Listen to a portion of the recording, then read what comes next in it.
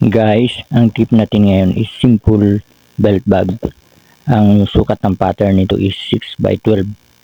Bali dalawa siya. Tapos maglagay tayo ng sa taas ng pinaka upper pocket niya na 6x4. Tapos yung finish nito ay 5.5x10.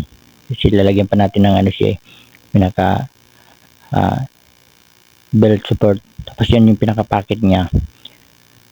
Sa taas, sa pinaka-cover niya, 4 inches yan. Yan, ganun lang sipira natin. Tapos gagawa tayo ng belt support. Lagyan natin ng ikabit natin sa gilid. Tapos yan, nasimbolin natin siya. Paikot. Tapos babindingan natin yan siya guys para matibay. Malinis yan. Balik rin na natin. Okay na siya. Ganun lang kasimple paggawa ng belt bag na may front pocket siya. May design. Gawa lang design na simple. Yan, okay sa panlakad. Flat yan siya sa ilalim pero mayroon siyang babaw, mayroon siyang pinaka flap. Okay guys, thank you guys.